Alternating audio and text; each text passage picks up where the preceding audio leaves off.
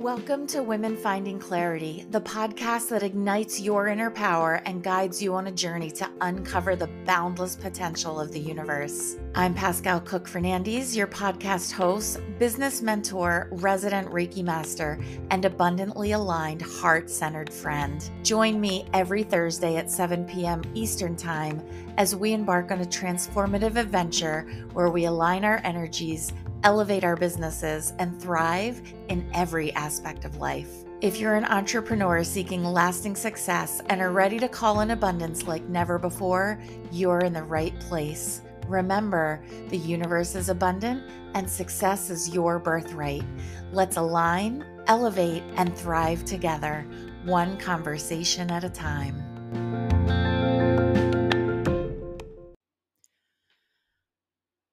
Hello, hello, hello, hello, hello, hello. Hello, hello, and welcome to Women Finding Clarity. I'm your host, Pascale Cook-Fernandez. I know your time is precious and you have so many other things you could be doing or listening to right now, and that's why I'm so happy you're here. It really does mean a lot that you continue to show up for yourself week after week through this podcast.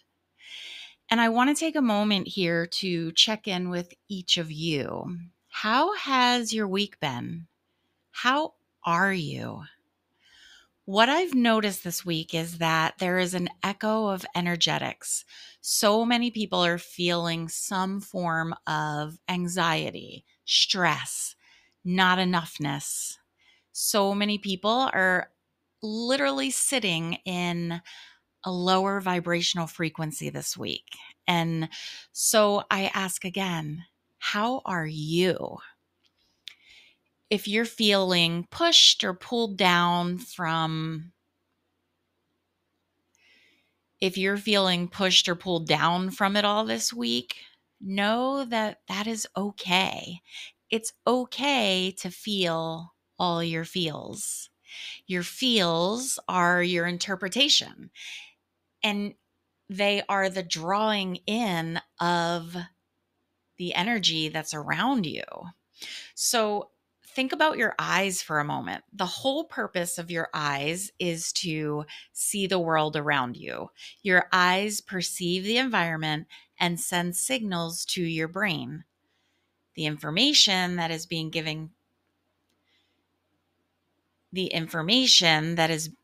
given to your brain is then interpreted. It's being perceived through a lens of your lived experience.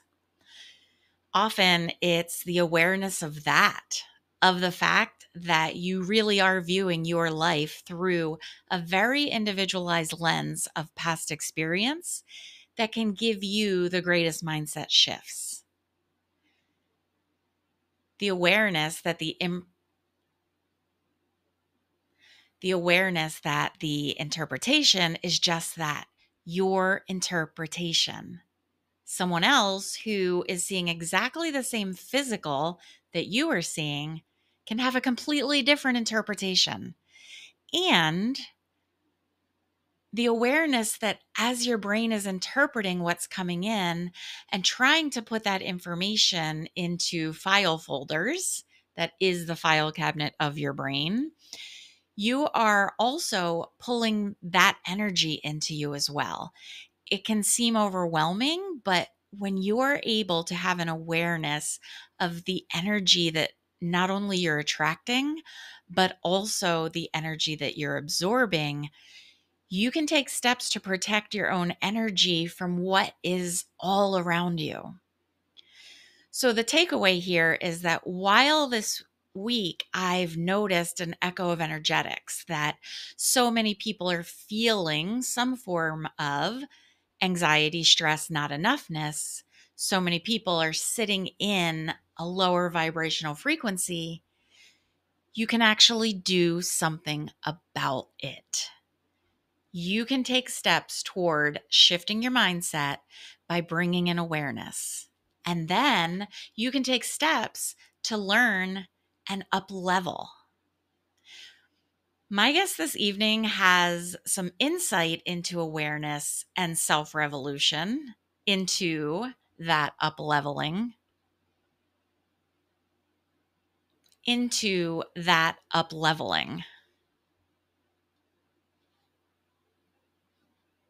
Alex Cappe is a transformational coach, music artist, speaker, and the founder of Creative Self Revolution in LA. Speaking engagements include Microsoft, the International Coaching Federation, eWomen Network, Small Business University, and other organizations nationwide. Through her creative work, she has amassed 50,000 followers and over 1 million YouTube views. Her focuses include redefining identity, increasing growth mindset, reigniting creativity, and cultivating empowerment to live a joyous, fulfilling life. Alex offers one-on-one coaching, corporate creativity workshops, and keynote speaking. Her mission is to provide actionable inspiration worldwide to help everyone claim a life they truly love. Without further ado, welcome Alex Cappe. Alex, it's so nice to have you here. Thank you for coming. Thank you for having me. I'm very honored to be here. Oh, it's my honor to host you here and to bring you into the conversation of women finding clarity, because that's really what we're all trying to do, right? Whether it's clarity of purpose, clarity of joy, clarity, it doesn't matter. We're all looking for clarity. Absolutely. I want to talk to you about your business, Creative Self Revolution, right? Yes. Yes. Okay, perfect. So you're a very creative person. I know you're musical, all of the amazing things.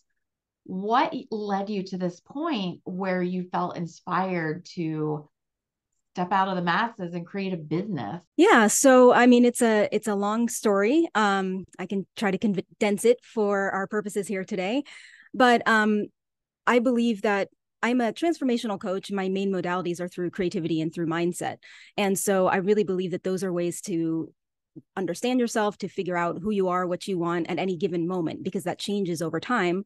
And we generally come to some time in our lives, probably multiple times, where we just lose track of who we are, or we start defining ourselves by other people or other things or jobs or whatever it might be. And then we're left, when that thing changes or goes away, we're like, who am I without this thing?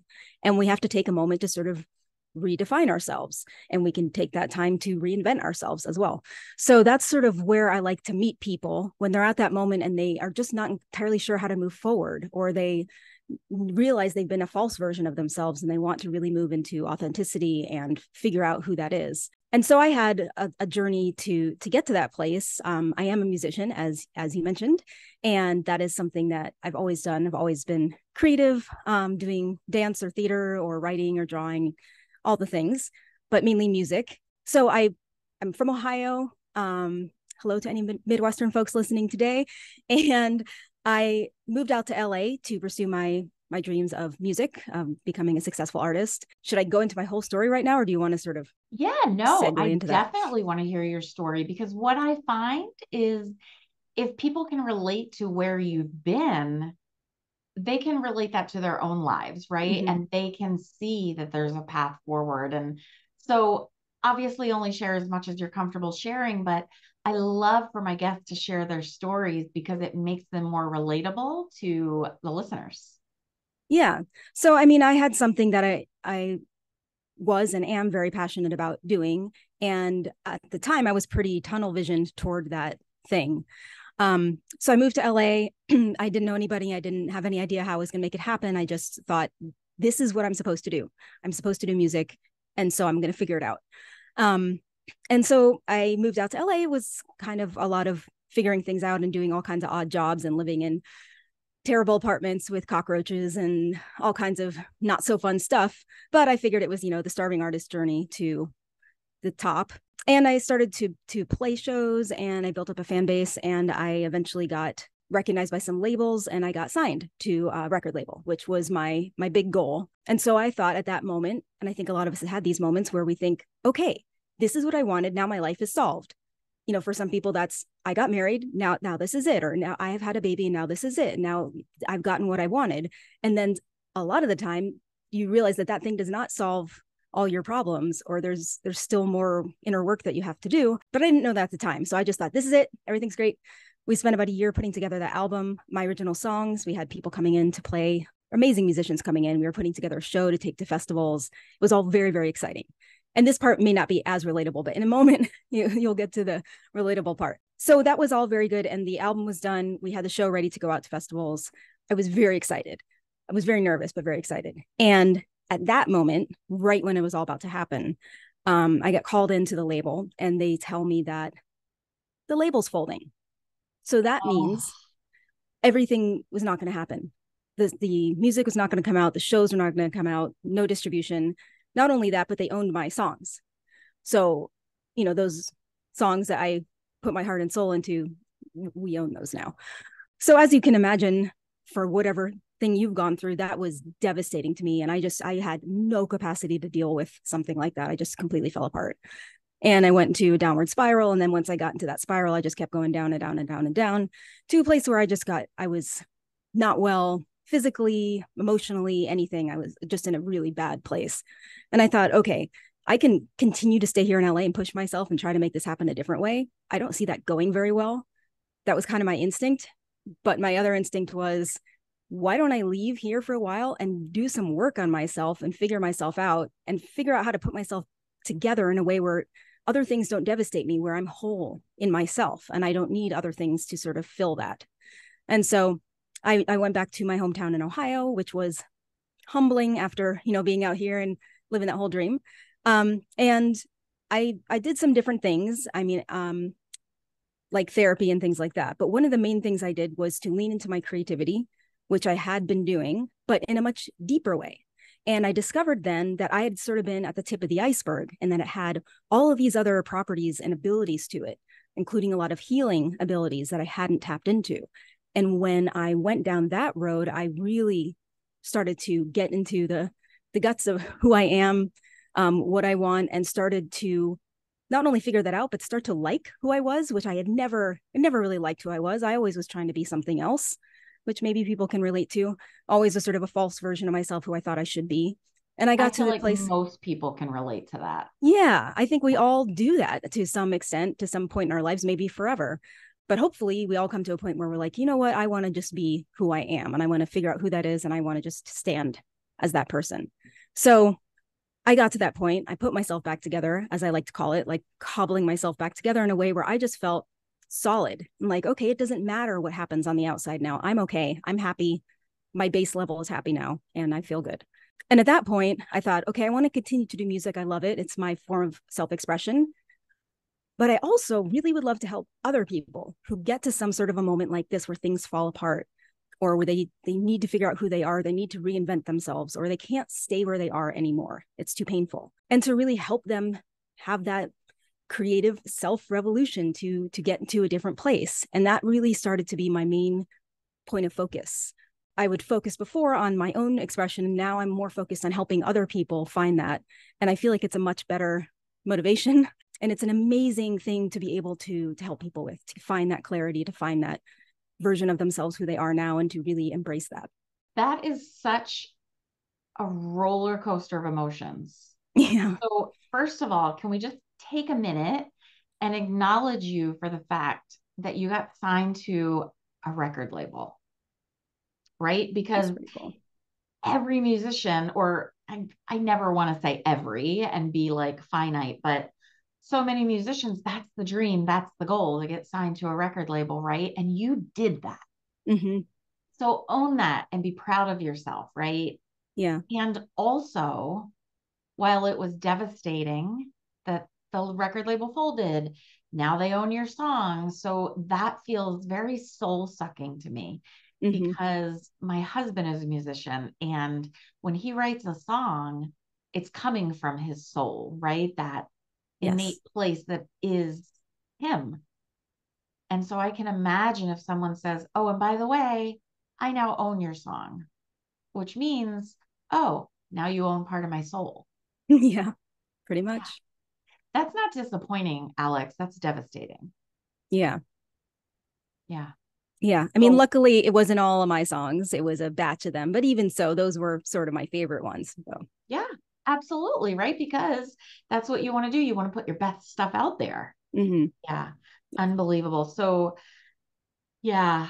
I can only imagine as you're telling the story, like feeling so defeated and feeling so, and there's so many reasons in life that people feel that have that exact same feeling. And maybe it's not a record label folding, but maybe it's their marriage ending. Hmm. Maybe it's they lost that job that they identified with, Exactly. whatever it is, right?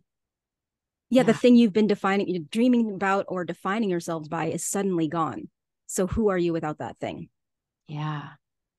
And I mean, I love that question that you ask, ask yourself, who am I? Hmm. Because at the end of the day, that's what matters is who you are. Hmm. And it's not who am I, what's my title, what's my job, what's my role. It's who am I innately within myself, Right. right? Right. Hmm. That had to have been a painstaking process for you to go through to try to get back to that place where you actually knew who you were, maybe for the very first time. Yeah, I mean, I think that I had been trying to be something else and going through when I decided to start my business, I went through some coaching programs first. I want to throw that in there. I do that first before I became a coach. But yeah, I think what happened was I sort of undid the falsehoods, the things I was trying to be, and it was actually a relief once I got to who I was, which I didn't expect. I expected it to be harder in a way, but it was actually like, oh, thank God I can just be. I don't have to like put all these other things on me. I don't have to try to be this or that. And really defining my own rules, which I've always done to an extent. I mean, I moved out to LA without knowing anybody. That's a pretty crazy thing to do. I mean, it's a pretty Big. rule defying thing to do. But I really believe in women making their own rules and deciding what those things are rather than society telling us or our families telling us. We've got to pay attention to that, but we need to, put our stake in the ground and say, this is who I am. This is the way I want to live. And when you really get clear about who you are, that clarity, then it's easier to be in that place and to stand in whatever those rules are that you define for yourself. Yeah.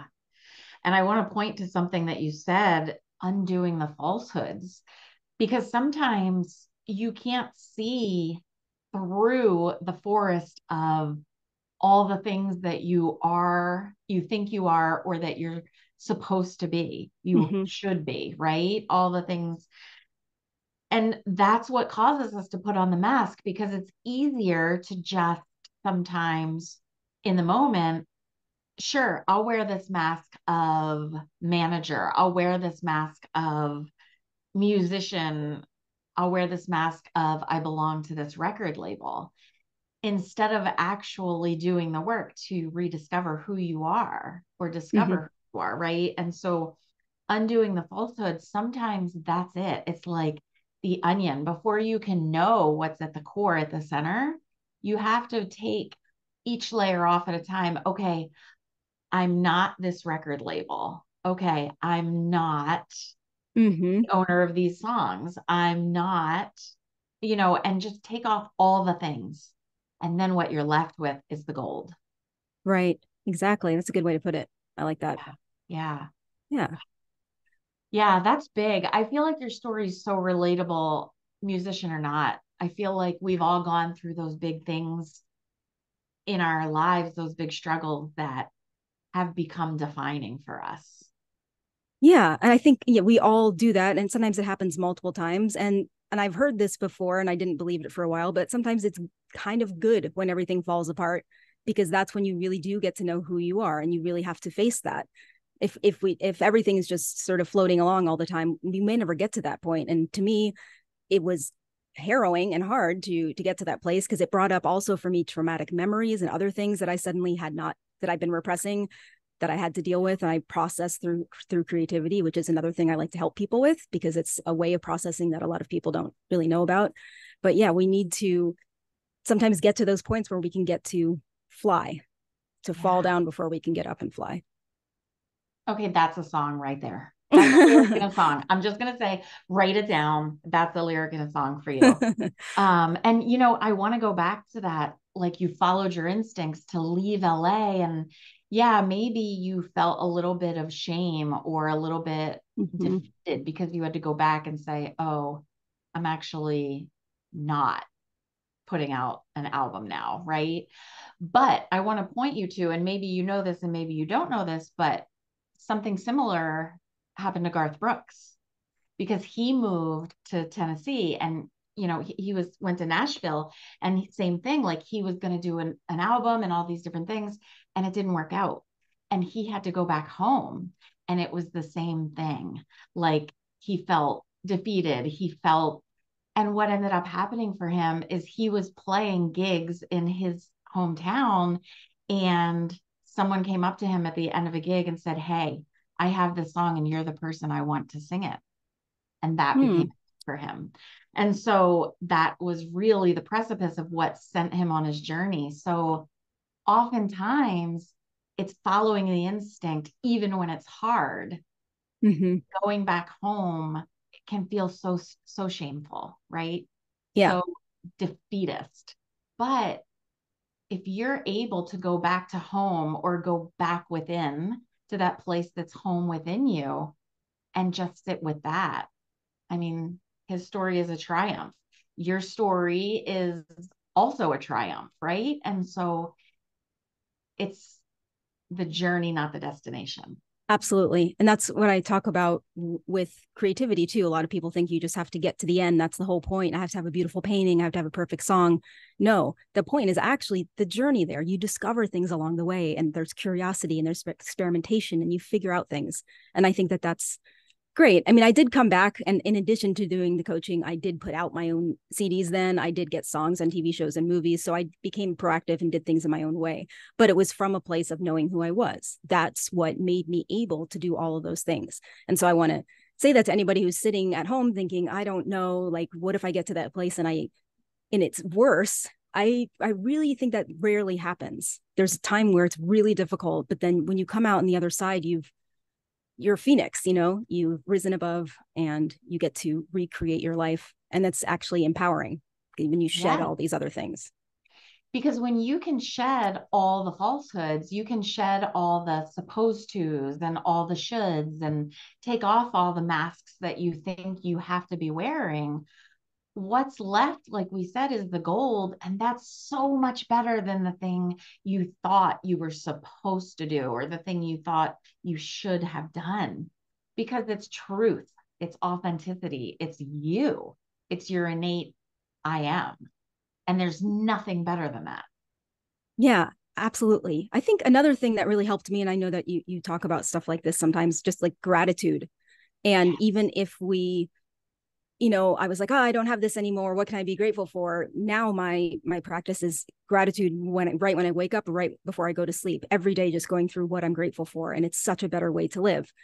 Maybe I don't have that. Maybe I'm not Katy Perry, which is what I thought I wanted. But like, actually, in some ways, this is a lot better. And so I'm grateful for having a roof over my head, for being able to go running outside. I live in Los Angeles, which I love. And we can all do those things where if we concentrate on what we have, our society is so focused on what do we not have? What don't we have yet? Why haven't we reached this goal? If we can just really embrace what it is that we have and what we are, it's such a better way to be alive. So beautifully said. It's so true. I talk with all my clients about manifesting abundance. And when you hear the word abundance, oftentimes the first thing you think about is financial abundance, right? Oh, I want to win the $1 billion mega millions. But what are you really going to have when you win the $1 billion mega millions? Like, sure, you can buy a mansion if you want. You can buy the fancy cars, you can buy the things. But once you have all the things, then what? Right? Because if you don't do the work internally on who you are innately, what are all the things going to matter? And it's the journey toward the things that's the gold. It's not the things themselves. Because once you have it, it becomes, what do I want next? Absolutely. So you get it and you're like, oh, yeah, this is great. I love this thing. It's beautiful. I'm going to put it down here. Now, what else do I want? Right. So the thing we want, and this is universal, is we want the journey toward the thing. Right. Because once we get the thing, we begin the journey towards the next thing. So it's the journey is where we actually live. Yes, absolutely. And I think, that sort of goes with human beings are meant to expand. We're expansive. We're not meant to just stay the same. We're meant to change and to evolve. And I struggled with the word evolution versus revolution for my business, and I figure evolution is something that happens. Evolution is always happening. A revolution is a choice. So I chose creative self-revolution because you're deciding, okay, I'm going to change this. I'm going to take the reins. I'm going to do this on my own terms.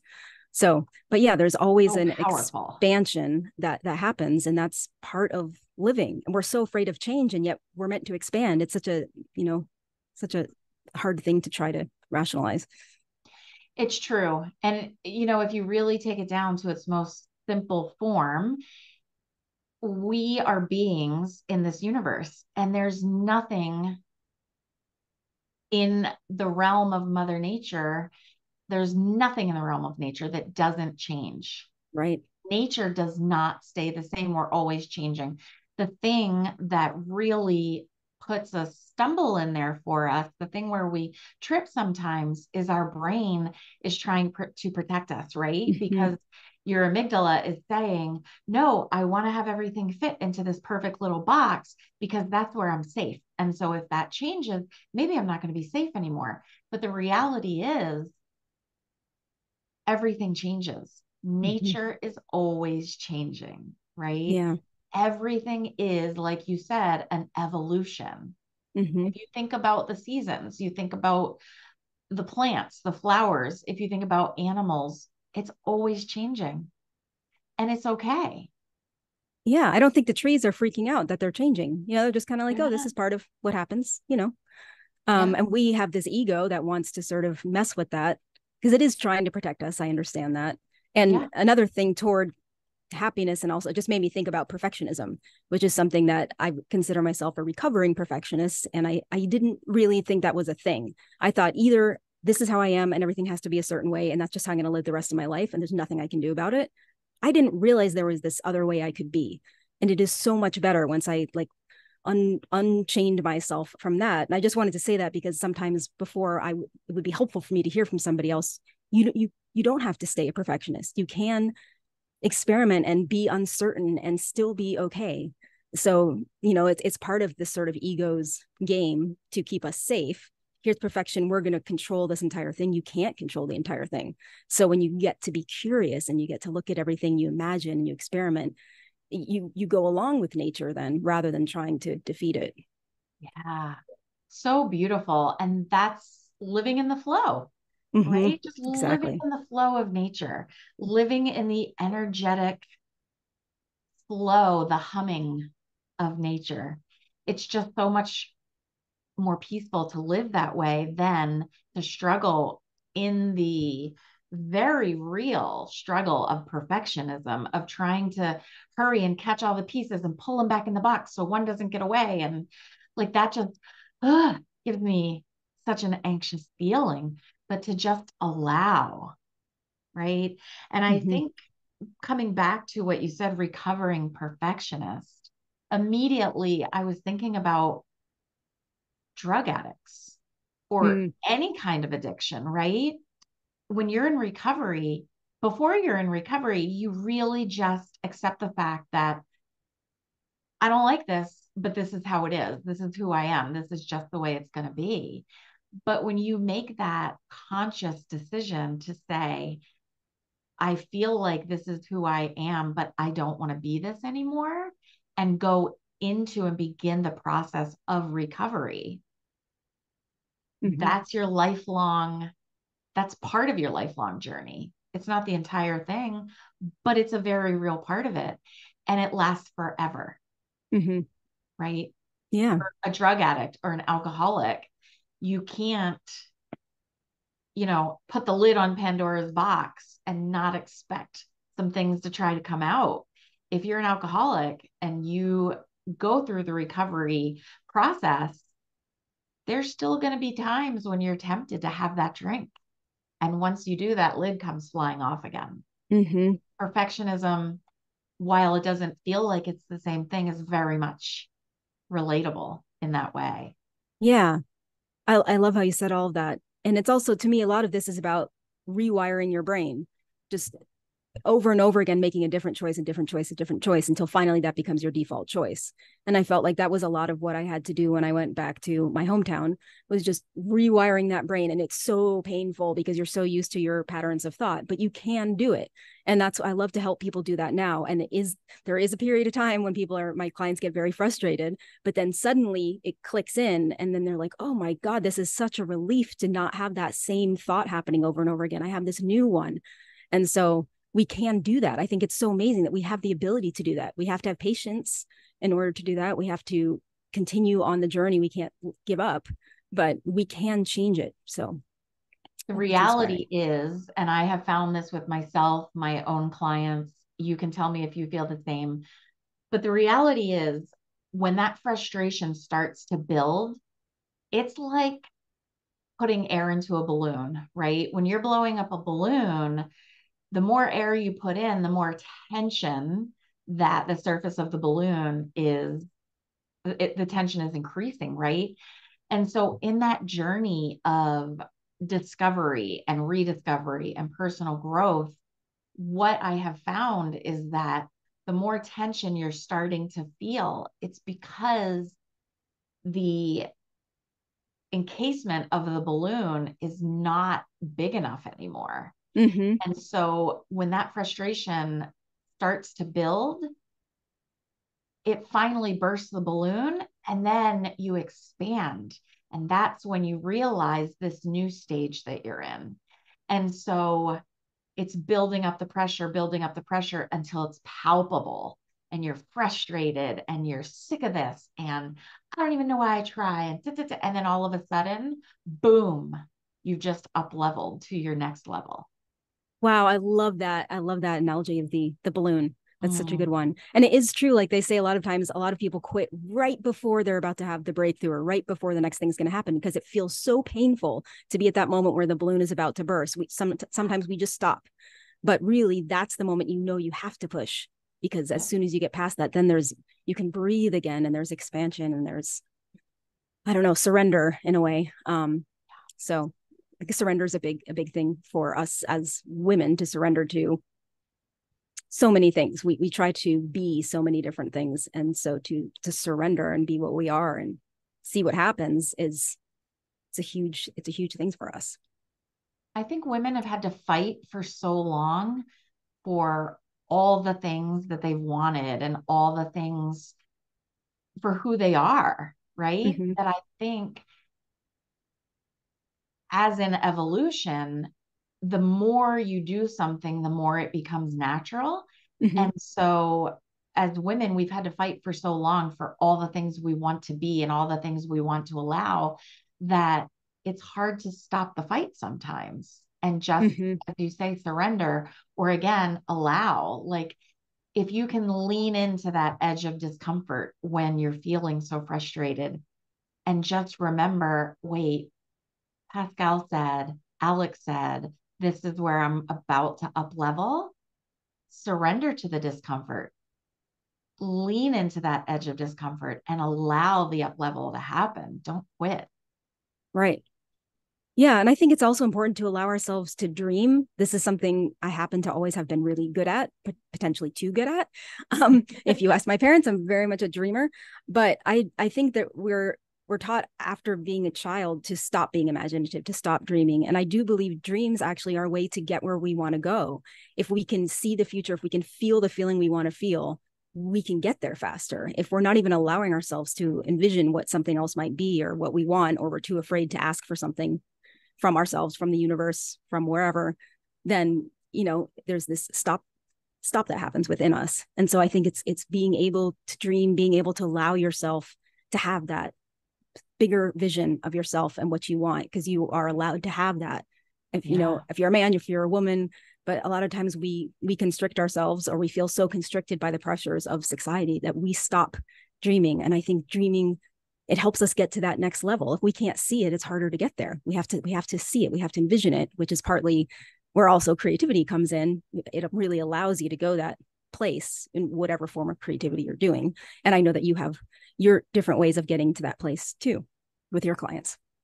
Absolutely. And that's the beauty of it, is we're all so different. And people who might resonate with what I do might not resonate with what you do, and vice versa, Hmm. because we're all different. And Hmm. everyone, I'm not for everyone. You're not for everyone. Jane Doe is not for everyone. We find the people with whom we resonate, and those are our people, right? Something that you said I want to just go back to for a moment is that having our dreams allows us to envision the future that we want, and it Hmm. shows us a path to get to where we want to be. And it is in that feeling of the thing that we want, right? That's where it begins to manifest. If you can't Hmm. allow yourself to be in the feeling of the thing that you're trying to manifest, or the goal you're reaching for, how are you going to get there? Absolutely. And I didn't quite understand. I knew I did that, but I, have been listening to a lot of sort of spiritual or personal development gurus, and they often talk about getting to that feeling, being in that feeling, being the feeling that you want to have so that you can get to that place. And the more often you're in that feeling, the further you move forward, because that's where you feel good. And going toward what feels good is generally a good idea.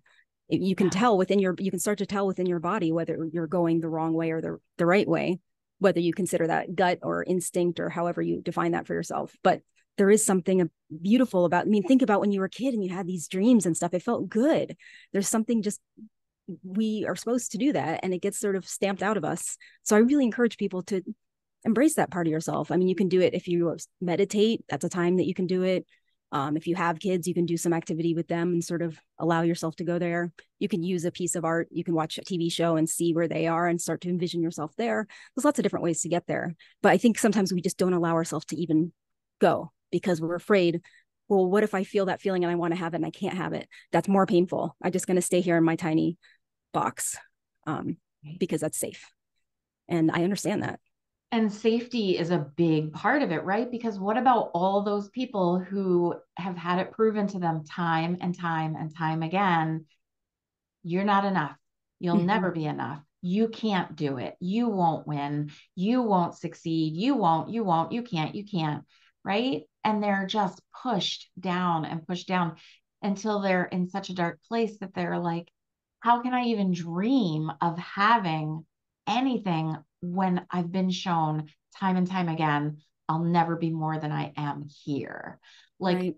what do you say to that? Or how do you encourage people to even begin when that's where they are? Wow, that's a kind of a difficult question. What I encourage people to do at that point is just a tiny baby step in the direction that you want to go. You don't want to think you have to take a huge leap to get to the next place. It's just taking a tiny little step. So for me, that might be giving them an exercise, some type of a writing exercise where they just allow themselves to imagine something, the next thing they want, or to process something, and just to move their mind an inch in a different direction. And then once you're at that inch, you can go an inch in the next direction. And then you can start to move sort of exponentially faster. And then sometimes it's going to slow down. But I think it's just not thinking we have to go from one planet all the way to the next, but realizing we can just take one step there. And it sounds frustrating and slow, but really that's how it happens. And there's going to be times when it's faster and when it's slower. And we just have to realize that's going to happen and accept that. But just knowing you can take like a step away from where you are, and that getting you closer to where you want to be. That's a beautiful answer, because everything you said is so very true. And I want to add to that that we're all starting in a different place. There's not one starting line Mm-hmm. and the starting gun goes off and we're all starting in the same place. I love when I see in a movie or in a teacher's classroom or something where everyone starts on the same line and they're like, take a step forward if you never had to wonder where your next meal is coming from. Take a step forward if your college was paid for. Take a step forward if you've never had your electricity shut off, all that kind of stuff.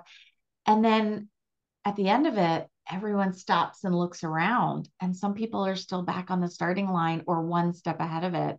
And other people have already reached 40 steps ahead, right? And Yeah. so we're all starting in different places. So whatever that 1 inch, that one tiny baby step is for you, whatever that looks like, be courageous enough to try it. Yeah, Right? absolutely. And I think that that's a great thing about coaching.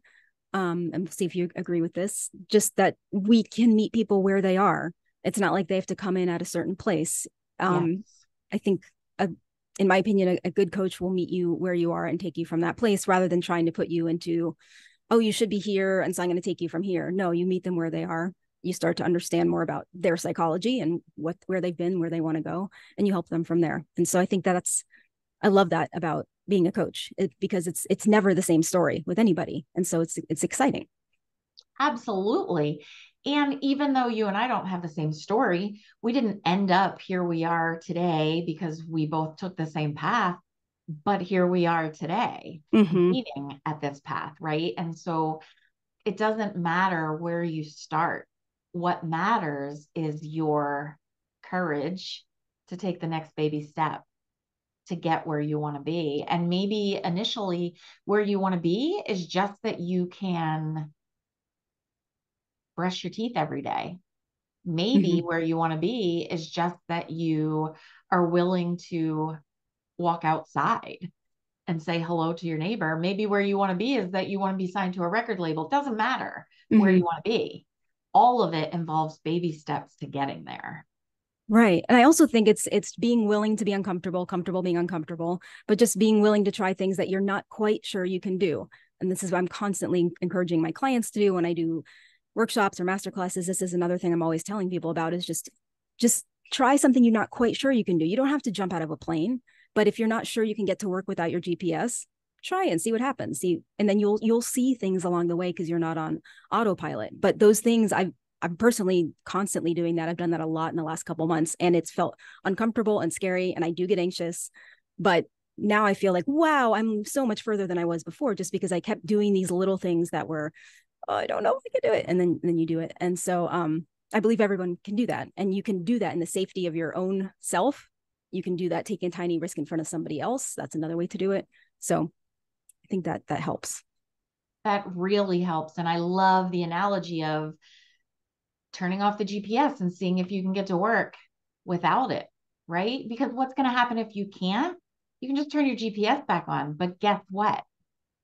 When you finally can, how flippin' great are you going to feel about yourself? I did it. And Mm-hmm. that's where your power starts to come in, Right. because one win can be multiplied into two, can be multiplied into four. And that's what you were just saying a few minutes ago. Like, it's like compounded interest, right? It's Mm-hmm. hard to get from the first step to the second step. But once you start to take a couple of steps, you're going to turn around and look and think, how in the world did I get here? And isn't this amazing? I never Yeah, thought I could do it. I like the compounded interest. That's a good one. And I just think it's partly just about building your confidence, especially if we're in a place where everything has fallen apart. It's just taking those little things to be a little bit more confident, a little bit more confident. When I do this with creativity, it's trying something. Oh, Alex, I drew this thing. It looks terrible. That's okay. You did it. You drew something, and they try the next thing and they're like, oh, actually, this felt a little bit better. Well, maybe I can try this. And then this is just started. You can watch that confidence start to grow in people. And as women, there's lots of things, unfortunately, I mean, as men too, that we get insecure about. And so if we can do little things that build up our confidence, our self-esteem, it's really important. And I don't think that leads us to being, narcissists or something. It just leads us to being comfortable. And when we're in a place where we feel good, we're better able to be good partners or good parents or do well at our job, whatever that is. It's taking care of your mind and body is important. And then a lot of times women will have their self-care be way low on the list, when really self-care helps you help everybody. So you got to refill the well in order to be able to give. And that's just something I see a lot, that women, we just have trouble with that. Absolutely. Absolutely. And what you start to realize with the baby steps is, oh, I don't have time to take care of me. I have to take care of everyone else. If you can just do one small thing every day that you weren't doing before to take care of yourself and make that a new habit, then it's going to be easier to add in a second thing. And before you know it, you realize, wow, this makes such a difference in how I feel. It makes a difference in how I'm showing up. And so I want to kind of circle back around to creativity, because your whole business is creative self-revolution, and a lot of people don't feel creative.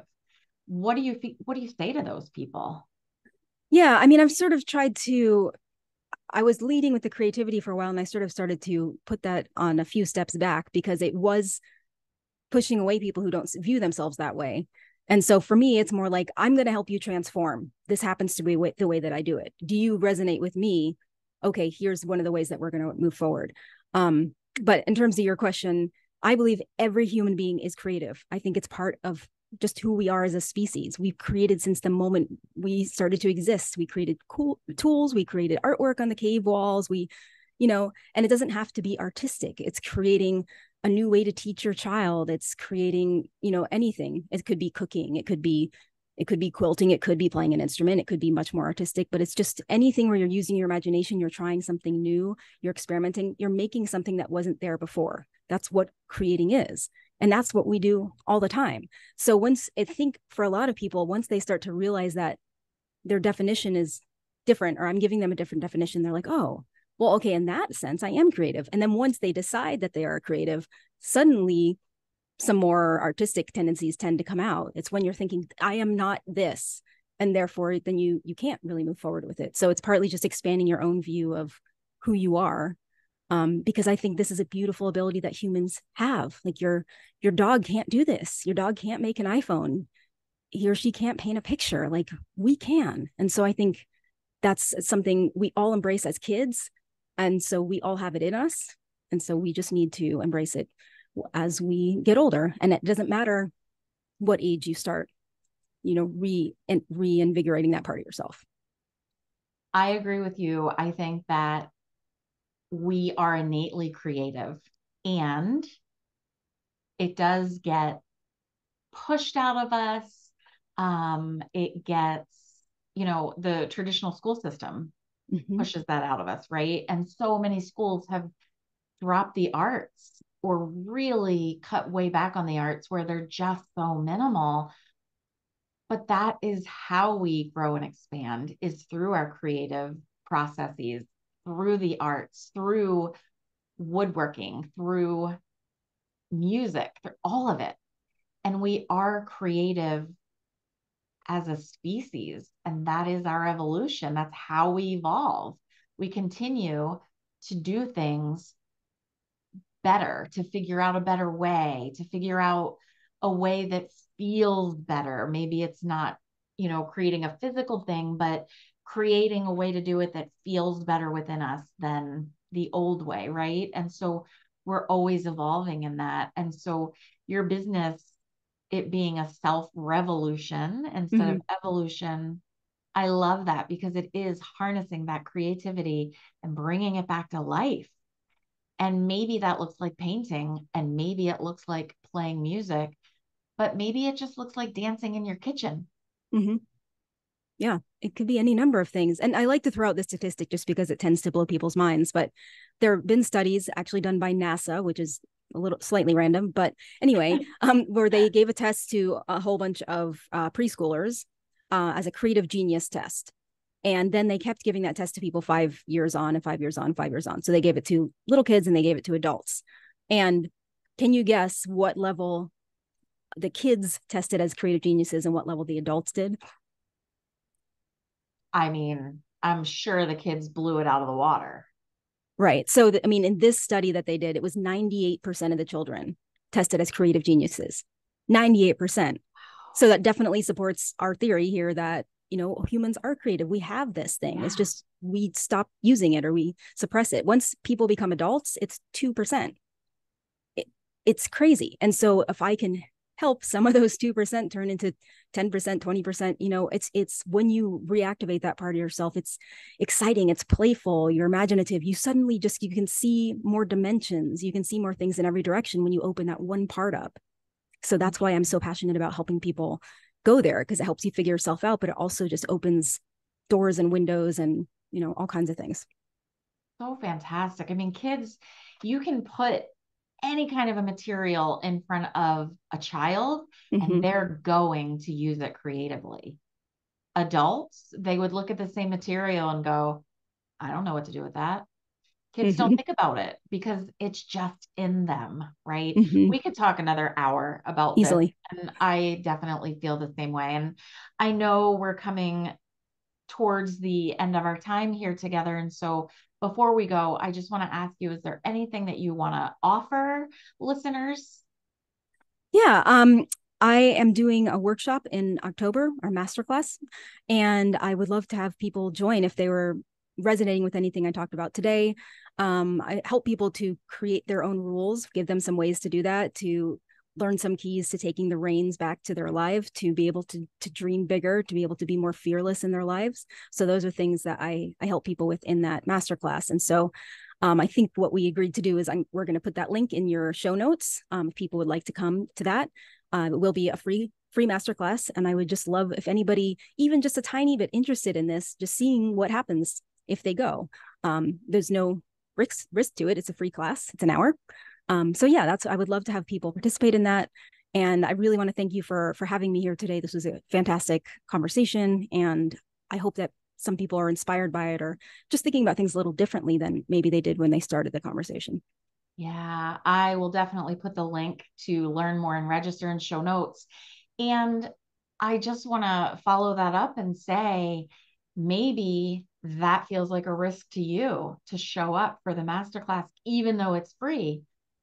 But I think it's worth the risk. What do you have to lose? Show Mm-hmm. up. It's free. If at the end of it, you're like, this is definitely not for me, you didn't lose anything. And I'm going to bet that you've gained a little something from what you're going to talk about. And so anyone who's listening, I think it's definitely worth your while to sign up and go. I think people are going to be surprised by what you talk about and what you offer because again, we don't feel like we're creative as adults. And if people are willing to just show up, I think they're going to see that they're a lot more creative than they give themselves credit for. Absolutely. So much of life is just showing up, just taking that little risk and seeing what happens. And if it's not for you, it's not for you. That's okay. But Yeah. if it is, if you get something little out of it, if you get something big out of it, that's great. We just have to give ourselves those opportunities, allow ourselves to try things out because we never know what we might like now. It might not be the same thing you liked 20 years ago. So, yeah. Absolutely. Alex, this was such a great conversation. Thank you so much for being here. And I can't wait until we chat again. Thank you so much for having me. This was great. Alex's story might not be exactly the same as yours, but I have a feeling you can relate to the feelings she experienced in your own life along the way. There was so much more we could have dug into in that conversation, but the biggest takeaways for me were to be open to the plan changing and that creativity really is not only natural, but necessary. So here's a question for you. How can you bring more creativity into your life? Remember, the universe is abundant and success is your birthright. Let's align, elevate, and thrive together, one conversation at a time. Good night. Thank you for being in our Women Finding Clarity community. If you're enjoying this podcast, please consider leaving us a 5-star rating and review on your favorite listening platform and share it with someone you know so they can find clarity from the conversation as well. Remember, the universe is abundant and success is your birthright. Let's align, elevate, and thrive together, one conversation at a time. See you next week.